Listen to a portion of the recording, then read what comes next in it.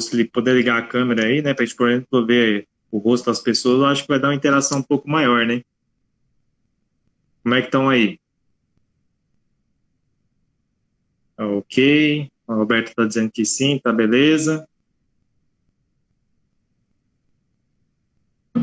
A câmera só não liga que eu tô no meu serviço. Tá certo. Então podemos começar, pessoal? Sim. Beleza, então. Então vamos lá. Para quem Fique à não me vontade, conhece, Geraldo, pode começar. Bom encontro. obrigado aí. Bom, para quem não me conhece, me chamo Geraldo, né? Sou engenheiro agrônomo, sou produtor rural e estou como extensionista rural aí já há 11 anos. Então, vou estar falando um pouco para vocês da minha experiência, né, nesse trabalho aí.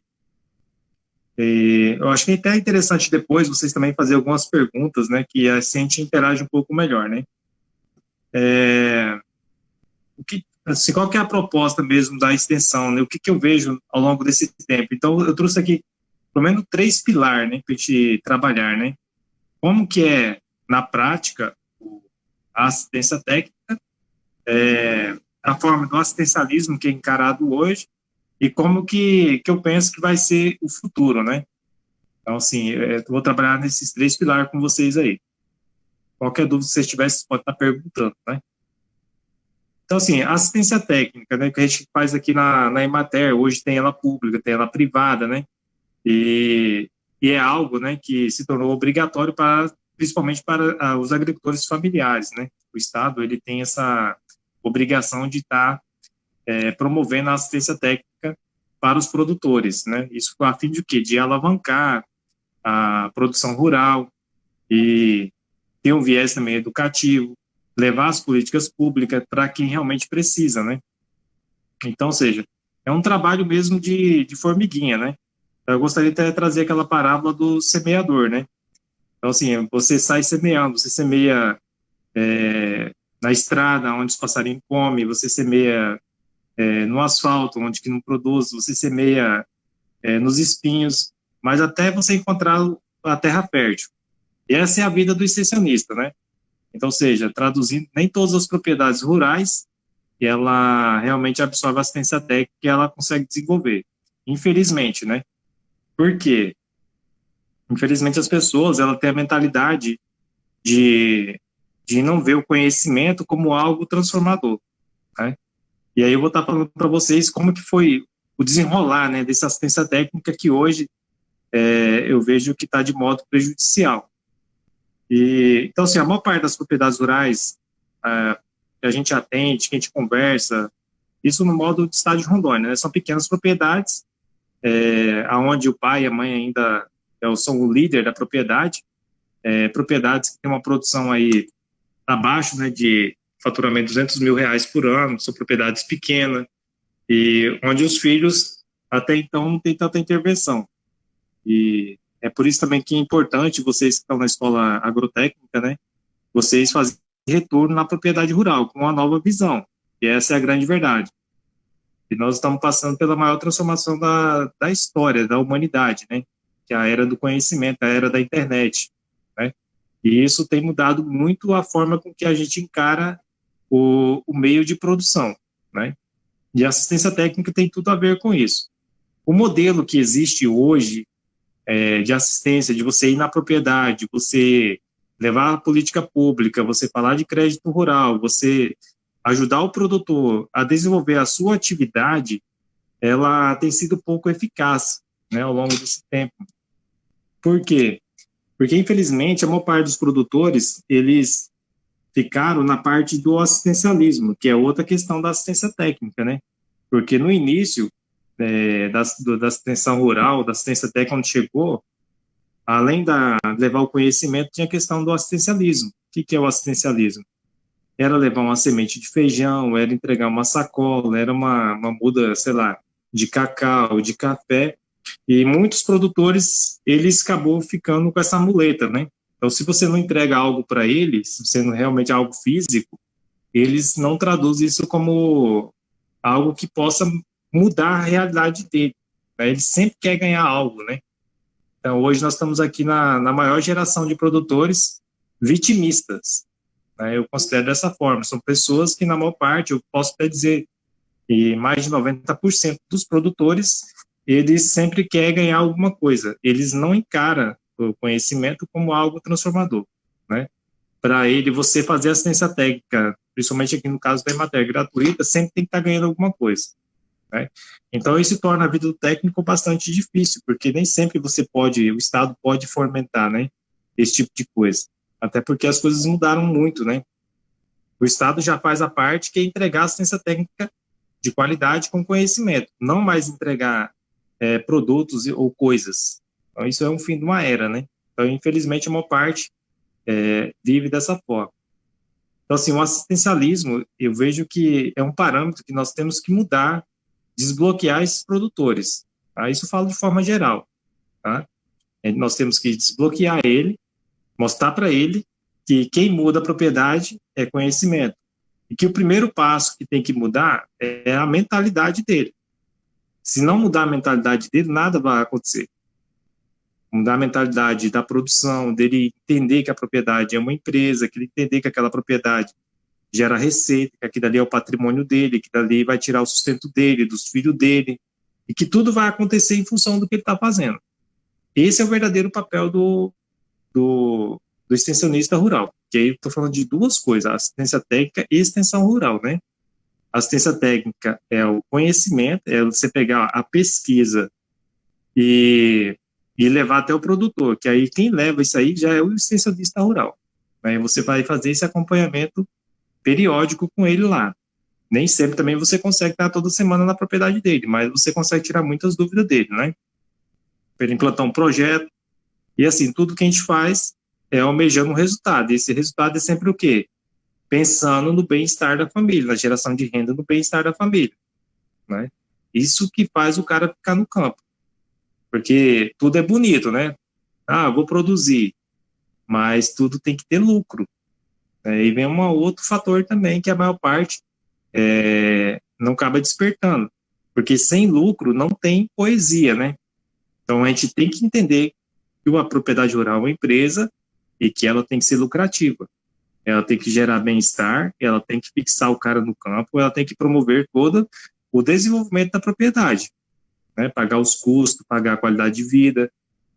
Hoje as propriedades rurais, elas têm, né, assim, dizer que não muda, muda, mas poderia mudar muito mais rápido, né? A qualidade de vida mudou muito no campo depois da chegada da energia, a internet, né? A mobilidade mudou, então a maior parte das pessoas já tem seu carro.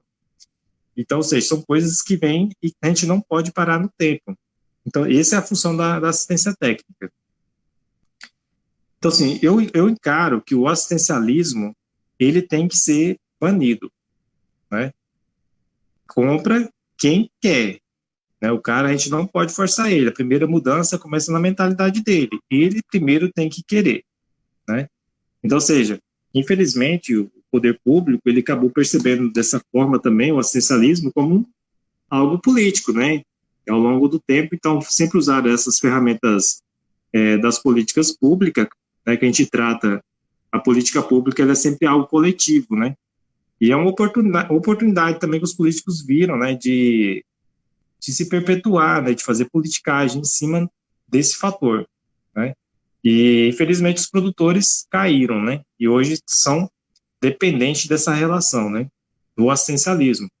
Então, sempre tem uma promessa. Ah, vou entregar a muda de café. Ah, vou entregar a muda de cacau. Ah, vou fazer tal coisa, entregar um título de terra.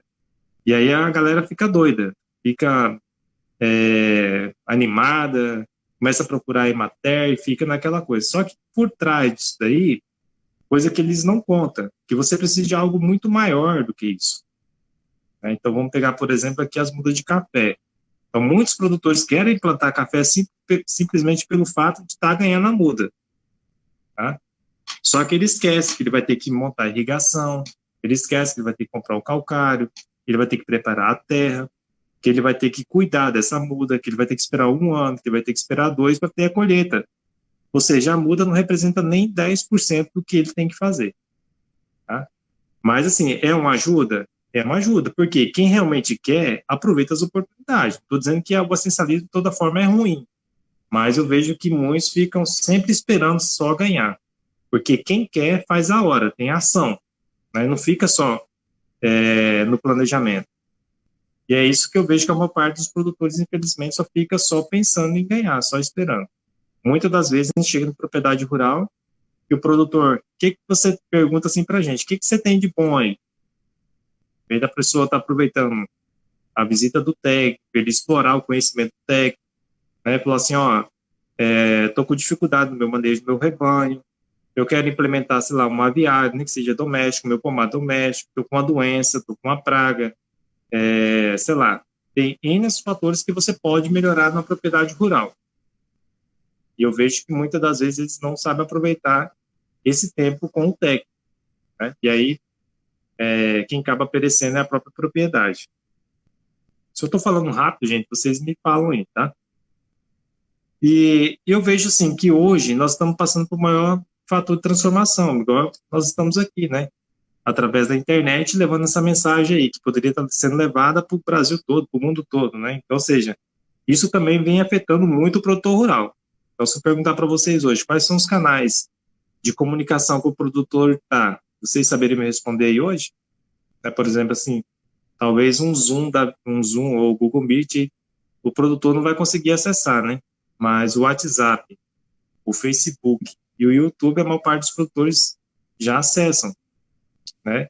Então, ou seja, essa relação também de assistência, ela tem mudado muito, tá? E tem exigido da gente, nós profissionais, cada vez mais capacitação, né? E buscar realmente ser mais eficaz no que a gente faz, né? Porque simplesmente o produtor pode ir lá no YouTube, ele pode baixar uma aula, ele pode assistir, ele pode reassistir, ele pode ver quantas vezes ele quiser e tirar a dúvida dele, e sem ter que perguntar para o técnico o que ele tem que fazer. Então, vejo que são ferramentas que não são inimigas da gente, são para nos ajudar a realmente a gente transformar o campo, que eu acho que é isso que está acontecendo hoje. Só que, infelizmente, a maior parte dos produtores vão ser extirpados do campo, né? Existe um cálculo da Embrapa que fala que 50% dos pecuaristas vão ser eliminados nos próximos 15 anos, até 2035. Né? Por quê? Falta de tecnologia, falta de acompanhar a realidade que está acontecendo. Né? Outro fator que a gente está vendo hoje no campo é aumento dos custos, né, dos insumos, da terra, de todos os fatores de produção, e exige do produtor uma produção mais periódica na propriedade. Então, hoje você tem que trabalhar com o mínimo possível de frustração de safra.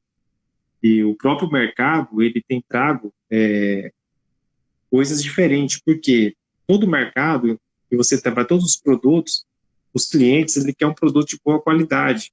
Ele quer produtos que seja sempre top, que esteja disponível na hora que ele precisa, né?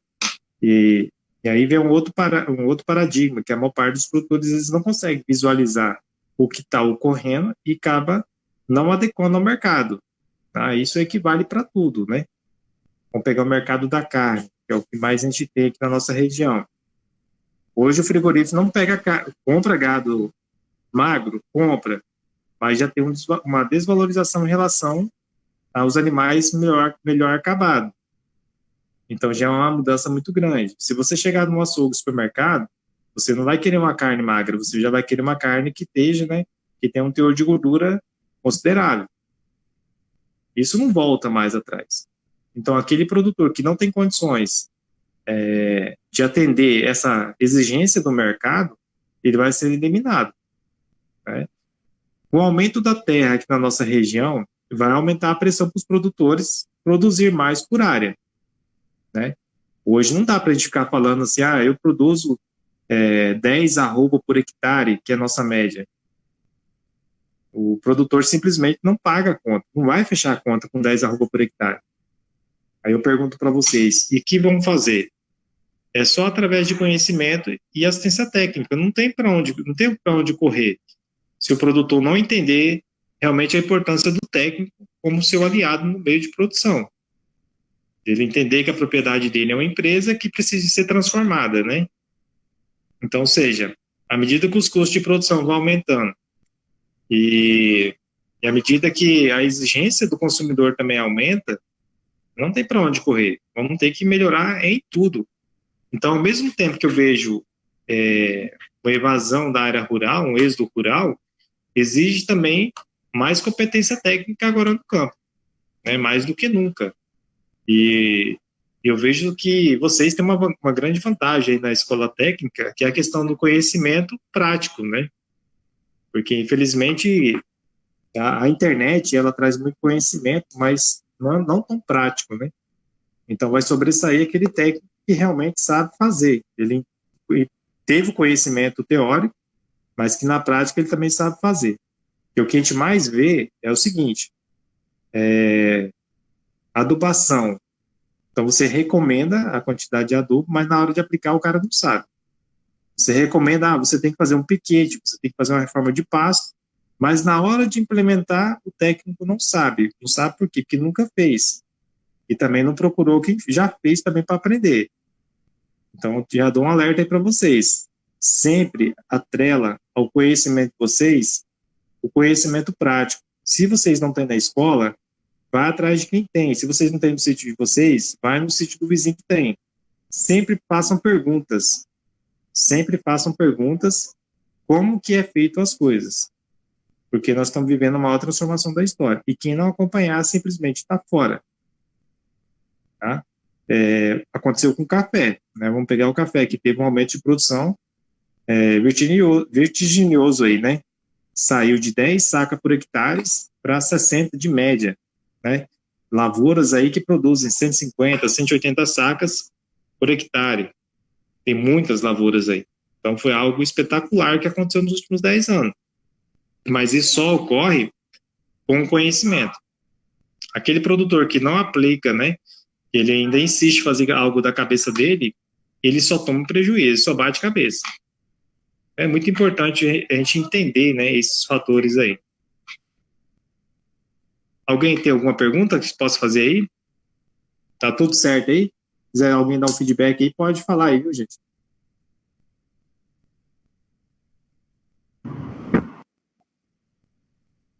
Pessoal, eu falando assim fica meio cansativo, né? Talvez se alguém puder interagir, fazer alguma pergunta, fica melhor. Teve algo que você falou e eu achei bacana, e eu super concordo que a questão dos proprietários não darem valor correto para os técnicos, né? Eu acho que por eles achar que a gente não sabe dos conceitos passados que eles usam na sua propriedade, eles acham que a gente não tem a sabedoria que pode ser utilizada em sua pequena propriedade ou grande. E eu acho que desse modo, e por esse fato, eles valorizam bastante os técnicos. Eu ainda estou me formando, graças a Deus, me formando que vem, mas eu conheço muita gente que fala que até hoje eles são, às vezes, ignorados pelos donos da propriedade, pelo simples fato deles só serem técnicos e deles não ter o conhecimento de seus familiares e seus antepassados, né, seus pais, seus avós, essas coisas. E é isso. Olha, muito boa o seu parecer e a colocação, tá? E é isso mesmo, né? Principalmente, assim, a maior dificuldade que tem do técnico, igual vocês aí têm uma promessa, né, de trabalhar em família, né, é você convencer alguém da família. Porque o que nós temos que entender é que existe uma mentalidade, né? E essa mentalidade é um paradigma. E uma coisa que eu venho estudando muito, e né, até tenho como propósito de vida que eu acabei descobrindo, é entender isso, esses paradigmas que formam na cabeça do produtor. Ele se autolimita, né? A gente coloca, tipo, teto na cabeça dele, só que esse teto é muito baixo. O que eu quero dizer com isso? E isso a gente vê muito quando você sai da escola e você quer trabalhar com teu pai, com seus avós, sei lá, com algum familiar, né? Eu fiz, a gente chama síndrome da Gabriela, né? Eu fiz assim e vou morrer assim. Então, ou seja, é complicado. Mas hoje, a assistência técnica e a escola, de certa forma, a gente traz ferramentas de produção. O que eu acabei descobrindo? Que se você não destravar a cabeça do cara, não adianta você entregar a ferramenta para ele. E aí é o maior desafio nosso, como destravar a mentalidade do produtor. Eu sei que a gente não vai conseguir fazer isso com todos, né? Isso aí pode esquecer, né? Porque boa parte a gente não vai conseguir. Só para vocês terem uma ideia, ao longo desses 11 anos aqui em São Domingos como extensionista rural, eu acredito que houve realmente uma evolução, alguém que implementou tudo aquilo que nós falamos e teve resultado, teve êxito de verdade, foi apenas 5%, tá? Aí eu ficava bastante preocupado com esse índice. Aí eu fui pesquisar em outros negócios, né? Você pode pegar o índice do Sebrae, mesmo em outros tipos de negócios, né? 80% das empresas falem no primeiro ano, né? E 40% falem no segundo ano das que sobram. Realmente só sobra, o que fica de verdade é 10%. Então está de acordo, porque a maior parte das pessoas, elas não sabem o que faz e ainda também não sabem por que faz. Realmente assim, como ela não tem, ela está na vez no campo, mas talvez não é algo que ela goste, não é algo que ela quer mudar. E aí não consegue crescer, não consegue visualizar resultado, né? Então, ou seja, para mim, uma das coisas que a gente tem que destravar na mente do produtor é saber que realmente o que ele quer fazer, de verdade. E é algo muito assustador, porque a maior parte das pessoas estão no campo, mas eles não sabem o que estão fazendo no campo. Porque eu acredito o seguinte, que quem está no campo, a maior missão que tem é produzir alimentos. Para quê? Alimentar pessoas. Porque uma das coisas mais nobres que o homem tem é realmente a alimentação. Não tem como. Pessoas de todos os níveis sociais têm que comer, né? E à medida que a população mundial ela aumenta a sua renda pessoal, igual o mundo vem enriquecendo a dia após dia, o consumo de alimentos só tende a crescer, até porque também a população só cresce, né? E a gente só consegue aumentar a produtividade através de técnicas. Então, se você comparar a área agrícola dos anos 80 para hoje e comparar com a produtividade, é assustador, tá? Por quê? Porque a área, ela, se eu não me engano, ela cresceu acho que 15%, mas a produtividade, ela triplicou no mesmo período. Isso foi o quê? Pesquisa, assistência e extensão rural. Mas foi como, né? Aí se você pega um pequeno percentual de produtores, que são os grandes, produzem absurdamente. As 5 milhões de agricultores familiares, que põem basicamente frutas e verdura na nossa mesa, produzem pouco. É um nicho muito grande de pessoas com uma produtividade pequena. Por quê? Ainda existem mentalidades antigas. Tá? Isso estou falando só de mentalidade baseado no fator de produção antigo. Não estou nem falando da nossa era de tecnologia, que é hoje a era da internet. E aí é um outro fator. O produtor ainda não despertou nem para a era passada, quanto mais para a era futura, né?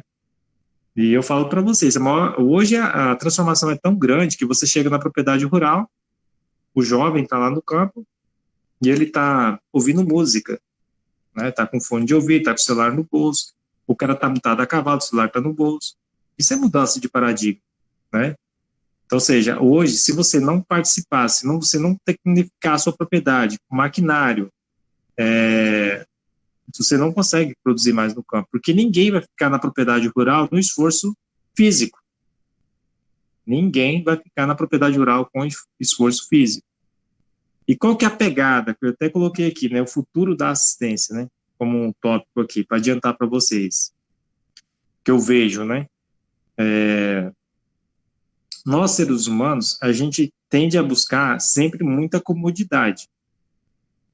Quanto mais cômodo, melhor.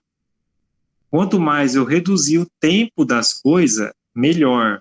Agora, você imagina, para a gente fazer uma palestra dessa há um ano atrás, né, apesar que o Google Meet já tem uns 3 anos, mas implementou muitas ferramentas dele nessa pandemia, nós tínhamos que marcar uma palestra com vocês aí, tinha que agendar um dia, tinha que juntar todo mundo, né, fazer almoço, fazer um monte de coisa. E hoje não precisa mais disso. É o quê? Encurtar tempo, né? E a coisa que as pessoas mais buscam hoje na era da internet é encurtar tempo. Quem descobrir qualquer ferramenta que encurta tempo está milionário ou bilionário. E no campo não é diferente, você tem que encurtar tempo. O produtor hoje está no sítio, ele está com o WhatsApp, ele está comprando, ele está vendendo, ele está negociando, ele está cotando preço. Isso é economia de tempo. É por isso que existe essa expansão muito rápida, né? Isso traduzindo para a agricultura. É máquina. Você tem que traduzir em máquinas. Né? É trator gabinado, é colhedora, é plantadora, tudo, né? Por isso que eu falo para vocês, é um novo paradigma, né? Então, o produtor ainda está pensando na enxada, mas, infelizmente, ninguém vai ficar no campo mais com esforço físico. E isso é só o início, né? Nós estamos falando aí que já existe vários modelos aí de trator automático, né? Sem precisar do motorista, né? Tratores autônomos. Já tem pulverizadores em São Paulo, na citricultura, autônomos, tá? da Jacto, que faz pulverização, você pode estar dormindo e o trator trabalhando. Tá? Então, assim, qual que é a mudança disso aí? Aumentar a produtividade, menor esforço físico. Aí vem a era dos drones na aplicação. Vocês já imaginaram isso? Você pulverizar lavouras contínuas aí através de drones, né, que vai fazer uma pulverização muito maior, uma precisão muito maior do que a nossa, com risco de contaminação muito menor. Então, só falando para vocês, é só o começo, né? Então, vocês têm que despertar para esse novo, o que está por vir. Porque o passado já era. O que a gente fez no passado não dá mais certo agora. Isso eu falo para vocês com toda certeza. Isso é em todos os setores da agricultura e pecuária. Mudou tudo. Tá? Tudo que nós fazíamos há 2 anos atrás, hoje já não funciona mais. Temos que pensar em algo diferente. Se a gente quiser realmente ficar no campo, se a gente quiser produzir com qualidade, porque tem gente pensando dessa forma, que a tendência é do capital chegar cada vez mais e implementar as ferramentas que tem que ser feito. Parar de produzir alimento não vai parar. O que vai mudar vai ser só as pessoas. Entendido? Se alguém tiver mais alguma pergunta aí, pode ser feita aí. Eu tenho uma pergunta sobre o que o senhor estava falando, o negócio das máquinas e tudo mais. Sim, nós como técnicos temos que, tipo assim, orientar os pequenos produtores, tipo, como um bom adubo, uma boa terra para a sua produção. Mas em questão das máquinas que o senhor estava falando, e os pequenos produtores que não, tipo assim, têm condições, não têm renda para poder mexer com máquinas, irão continuar com o trabalho humano, não irão? Olha, essa é uma boa pergunta que você fez. Essa é uma boa pergunta. Por quê? Como que será?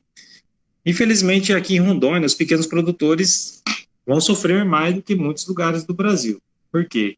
Infelizmente, aqui a gente não tem uma cultura do cooperativismo.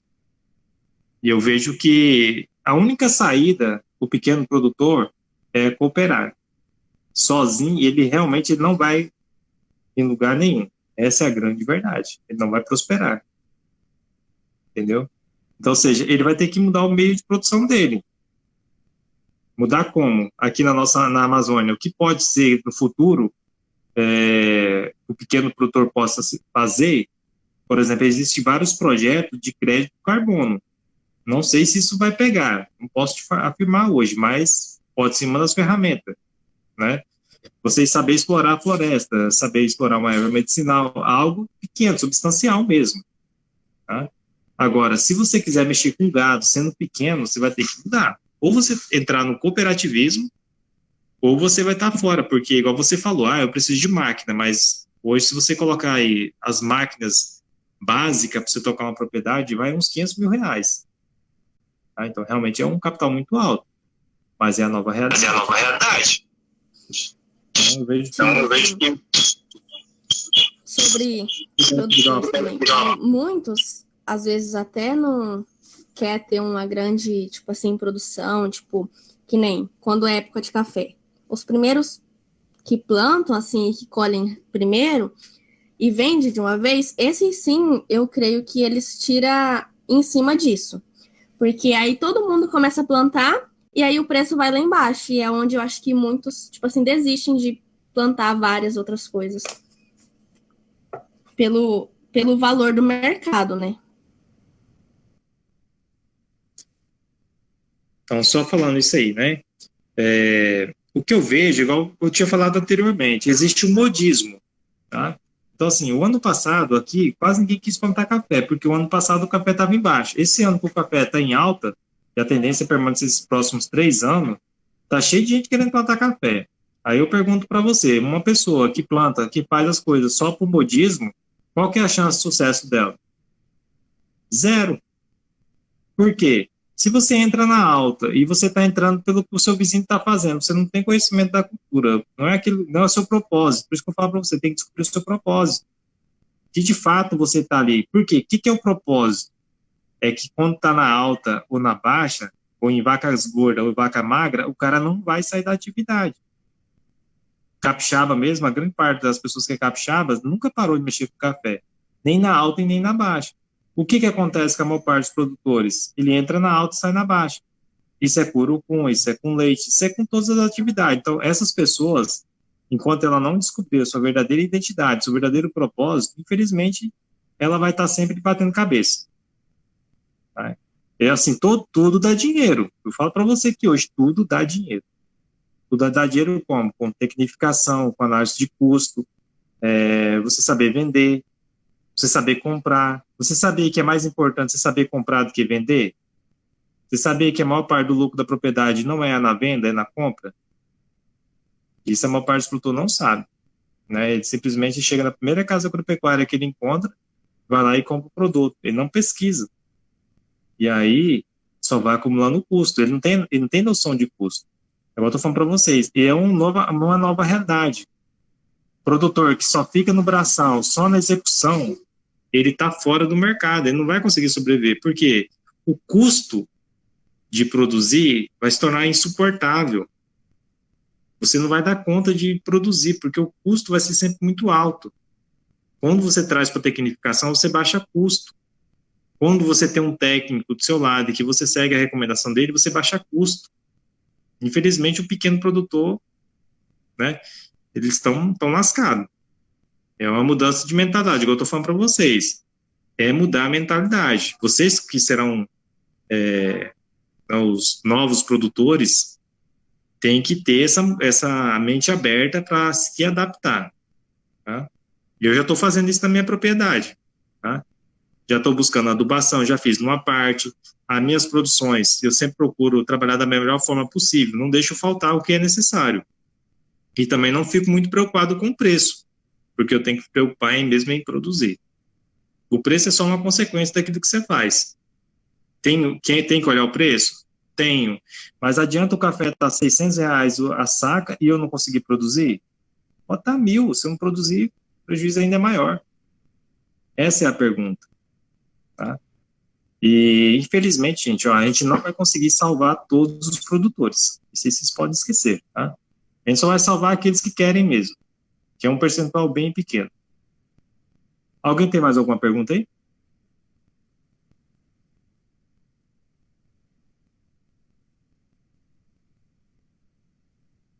Eu sei que é duro para vocês, né? A gente ouvir dessa forma, né? Mas é a realidade, tá? Então, assim, essa vida de socialista, de compartilhamento, esse negócio aí, isso é só bonito só no papel, mas na prática a vida não é desse jeito, não. Tá? Você tem que trabalhar todos os dias, você tem que buscar conhecimento todos os dias, você tem que conectar com pessoas que já fez, já tem resultado, para você poder avançar. Não tem conversa. Você tem que ser bom em venda, você tem que ser bom em produção, você tem que ser bom em gestão de pessoas.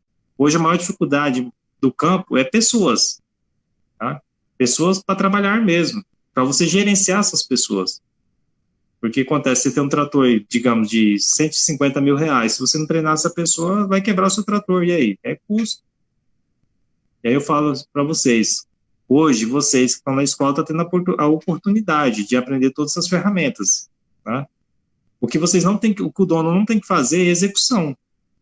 Ele tem que fazer tudo, menos executar as operações da propriedade rural. Literalmente, ou pelo menos parte do tempo ele não vai ter que fazer. Perguntas, pode ser feita aí. Que nem, como o senhor falou, que tem que ser um bom vendedor e tal, ter que pensar em como produzir primeiro, para depois observar o preço, né? Mas o que adianta? Tipo assim, eu tenho não sei quantos alqueires lá e eu quero mexer com. Vou apanhar assim, vamos começar falando do café, vou apanhar café. Aí eu vou lá, mando gradear tudo, planto, tenho uma boa terra, uma boa colheita e tal. Na minha primeira venda, eu creio sim que vou vender bastante, porque tá ali na primeira venda, né? Agora, do segundo ano em diante que eu estiver mexendo com isso, eu creio que eu já vou ter mais prejuízo, porque, assim, eu vou vender para o mercado. Aí ele vai lá e compra quase todo o meu estoque que eu produzi. E aí, na próxima venda que eu for fazer e ele não tiver vendido aquilo tudo, ele não vai querer comprar mais. Então, o que eu vou fazer com o que ficou para trás? Não adianta, tipo assim, nada eu ser um bom vendedor, um bom produtor, sendo que eu não vou ter quem compra. Ok. Vamos pegar como exemplo o café, né? Tipo, você vai entrar numa atividade que você tem experiência, que você goste, né? É isso, as duas primeiras coisas, experiência e gostar. O que acontece? Você vai analisar o mercado. O que é análise do mercado? É saber quanto que se consome daquele produto. Por exemplo, vamos pegar o café, igual você trouxe de exemplo aí. Você sabia que 95% da população brasileira toma café? Você sabe quantos quilos de café um brasileiro toma por ano? Você sabe quantos milhões de sacas o mundo consome de café por ano? Você sabia que a China está apenas começando a tomar café e que lá o consumo está crescendo mais de 20% ao ano? É isso que você tem que ter em mente, entendeu? Agora, o que acontece? Você tem que ser muito bom em venda, e eu volto a repetir para você. Por exemplo, assim, se você produz commodities, café, né, para vender na cerealista, e você não procura ter um diferencial do mercado, você só está sendo mais um. Aí realmente você fica à mercê do mercado, entendeu? Qualquer problema que der, você está vulnerável. Agora, se você procura se diferenciar no mercado, você sempre vai ter um comprador, sempre. Tá? Isso em qualquer produto.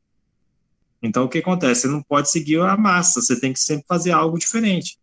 Então, o café, por exemplo, assim, existe um valor muito grande do café na diferenciação do café. Café de qualidade, café fermentado, café secado em terreiro suspenso, diferente do café que só é secado no secador de fornalha direta aí, que esse café é de baixa qualidade.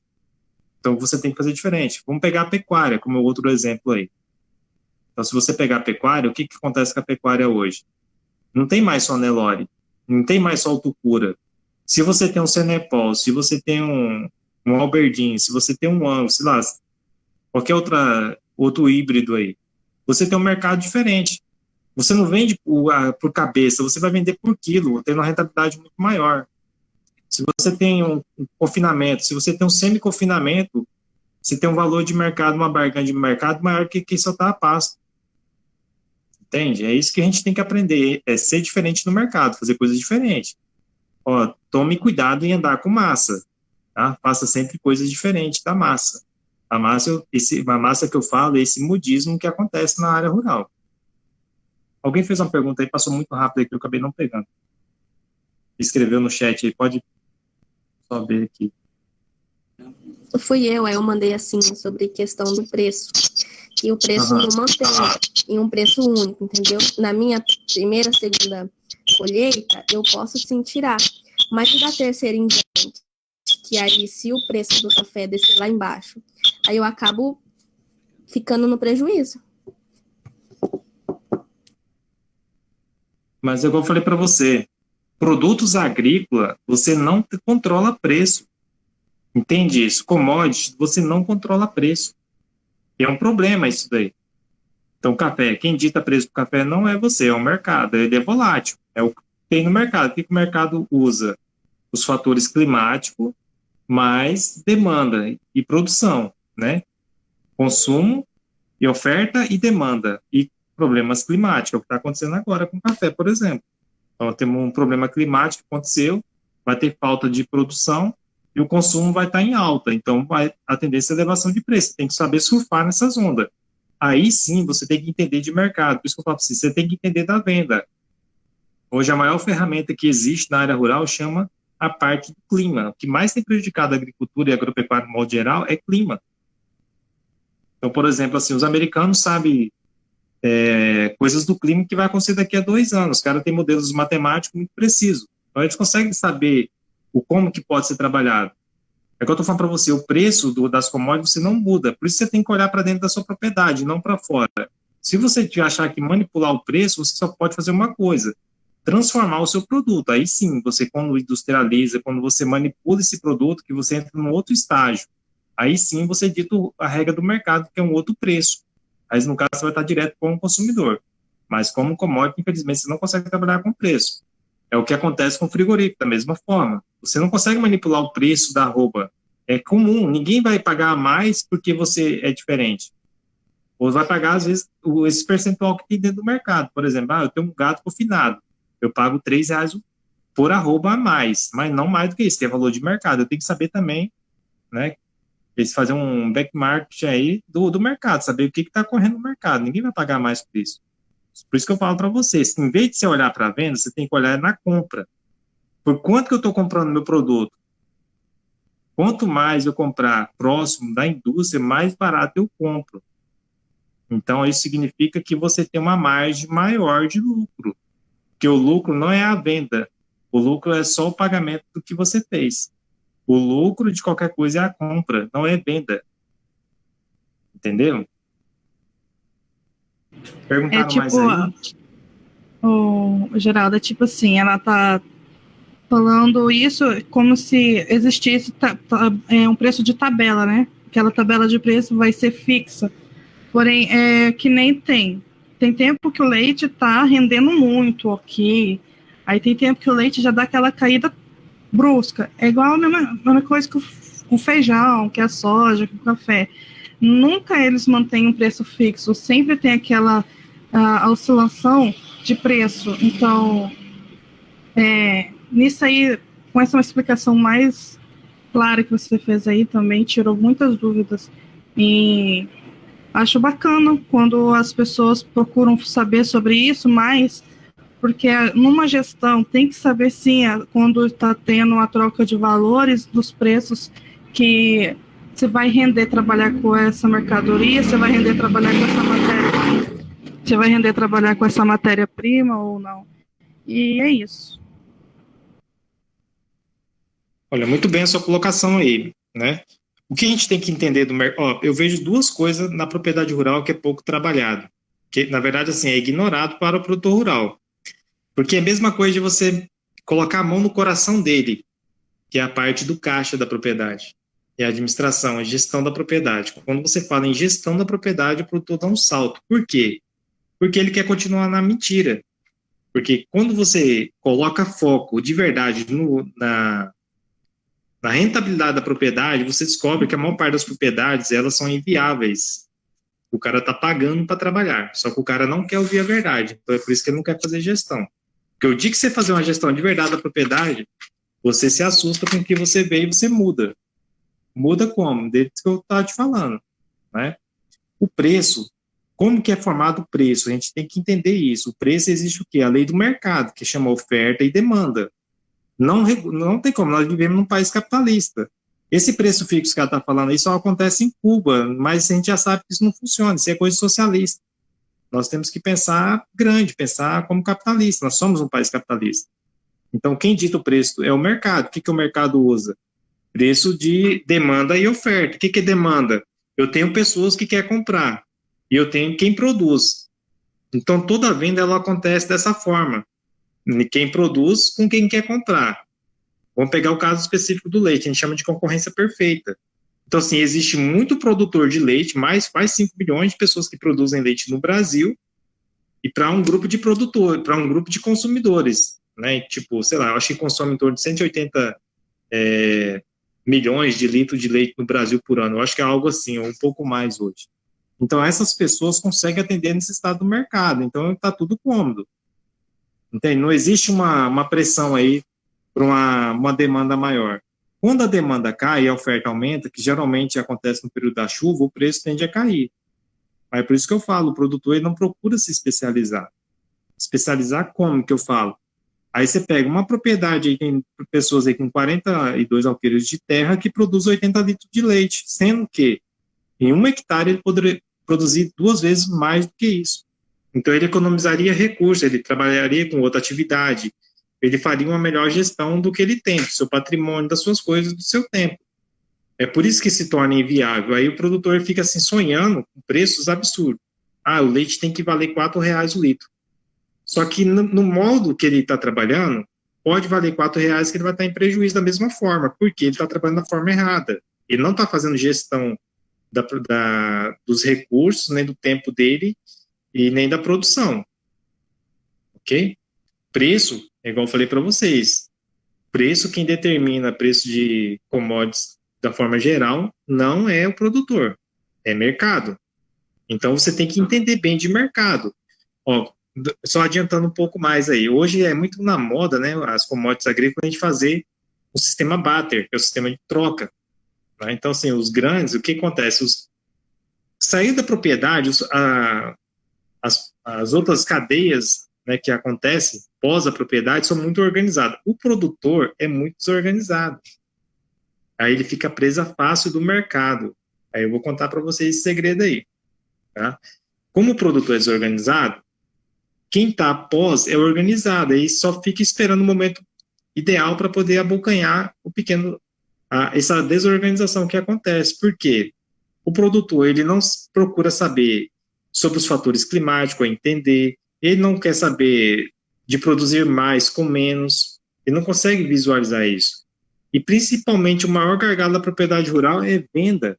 É isso que eu estou falando para vocês. O produtor ele tem medo de oferecer o produto dele no mercado. O cara tem uma carga de gado, a maior parte até que o gado, até então, né, já entrega para o frigorífico mesmo, direto. Mas será que faz uma boa negociação com o frigorífico? A maioria não faz, só liga lá, qual é o preço do dia? É tantos reais arroba. Manda o caminhão vir buscar. Entende? O cara não exerce um poder de ser o dono, porque tem como você negociar de maneira diferente. Tem. Só de você, só pegando a questão do gado. Se você vende o gado no início do mês é uma coisa, se você vende no final do mês é outra. Porque, só dando um gancho para vocês aí, no início do mês, o frigorífico tem a meta dele, quantos animais ele tem que abater por mês. Se no dia 25 para frente ele não conseguir atingir essa meta dele, o que ele tem que fazer? Ele tem que aumentar o valor da arroba para atrair produtores a abater animais. Porque ele tem uma meta, ele tem um custo para ser coberto. Então, só de você deixar para vender gado no final do mês, você ganha em torno de R$ 2 a R$ 3 a mais na arroba para quem vende no início do mês. Por isso que eu falo para vocês, tem que saber bem entender hoje. Hoje o produtor tem que ser gestor, ele tem que ser empresário na área rural, porque senão, de fato, ele acaba perecendo. Alguém tiver mais alguma pergunta aí?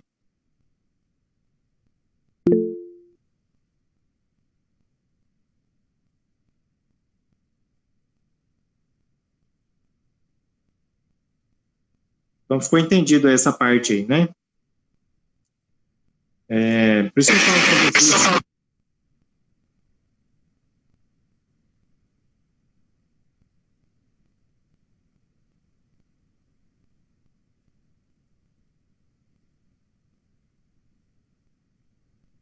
Acabei apertando aqui a mãozinha sem parar.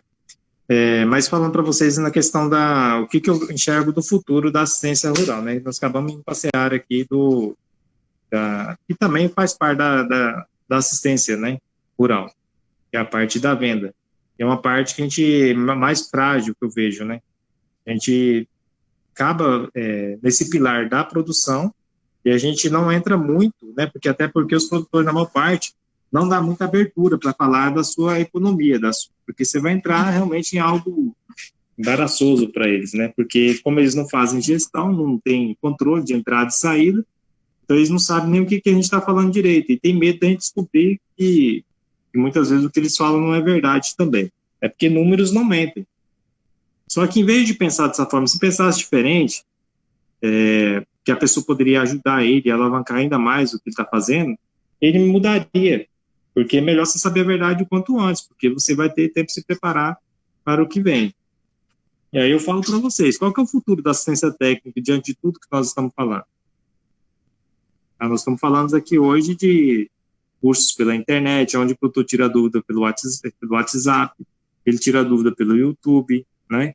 E o cara tem que tecnificar, o cara tem que ter produtos de qualidade, o cara tem que produzir mais na mesma área, né? Ele tem que saber vender, ele tem que saber gerenciar, ele tem que saber trabalhar com pessoas. Aí eu pergunto para vocês, em qual estágio desse vocês estão pensando no futuro aí? Se alguém quiser responder aí, fica à vontade.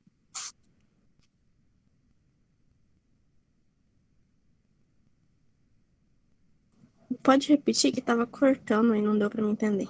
Vou perguntar para vocês novamente, em qual estágio vocês estão pensando no futuro da assistência, onde o produtor ele se informa hoje através do WhatsApp, ele se informa através do YouTube, onde você sabe que você tem que ter tecnologia na propriedade rural, onde você sabe que você tem que saber gerenciar pessoas, onde você sabe que você tem que saber gestar a propriedade como um todo, entrada, saída, compra, venda. E aí eu me pergunto, em qual estágio vocês estão hoje? Pensando nesse todo esse futuro aí.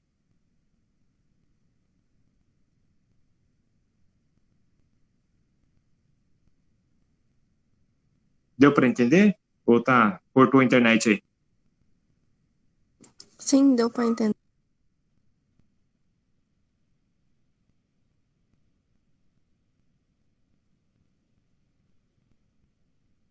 Então, é isso que vocês têm que pensar, entendeu?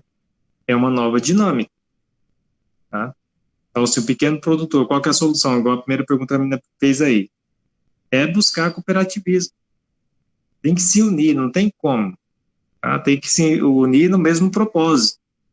E assim, o único exemplo que a gente tem de maior sucesso aqui é as cooperativas de crédito. Tá? As cooperativas, assim, que eu vejo tem que ser tocada como empresa, né? Não adianta também reunir um grupo de produtores que não tem o conhecimento necessário para tocar uma empresa e aí quer tocar uma cooperativa. Foi o que aconteceu em Rondônia, por isso que muitas cooperativas não funcionou, porque a gestão não era profissional.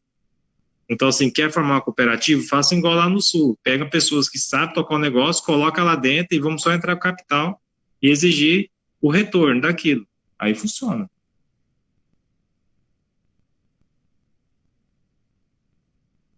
Nós estamos finalizando o tempo aqui, gente, né? Que eu acho que era até o meio-dia. E aí, se vocês tiver mais alguma pergunta aí, deixa eu só ver aqui na caixa de mensagem aqui, se alguém mandou alguma coisa. A net está cortando. O Matheus perguntou aí, né? O mais difícil é tentar mudar o pensamento das pessoas que ficam presas no modo antigo. Isso é fato, viu, Matheus? Isso é fato. Infelizmente, tudo que deu certo no passado, ficou só no passado, viu? Não dá certo mais agora para frente. Pouca coisa. Então, assim, tem que viver o agora, né? Com planejamento no futuro, mas esquecer que enxada deu resultado lá atrás, né? 20 anos atrás. Hoje não funciona mais. Infelizmente, igual eu tô falando para vocês, infelizmente a maior parte desses produtores que não mudar a sua mentalidade está fora. Mas isso cabe a nós, que é novo, né? Vocês que estão saindo aí da escola técnica, mudar a realidade. Essa é a grande verdade, né? Porque essas terras só vai trocar de mão. Então, para onde que vai? Em quais mãos, né? Essas propriedades estão indo? É isso que vai acontecer.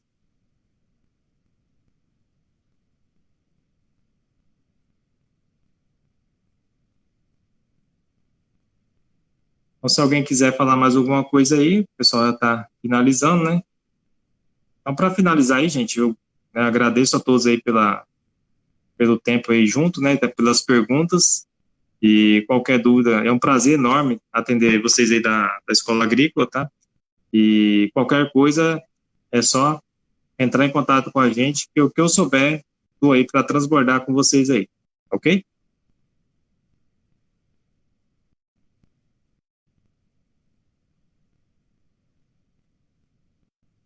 Então, agradecer a EIDE aí, a escola, tá? Colocar novamente à disposição para novas palestras, e é muito bom a gente ter essa troca de informação, né?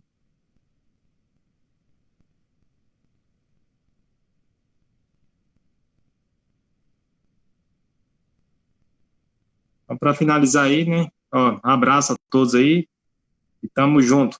Até mais. Tchau, galera. Bom almoço para vocês aí. Obrigada.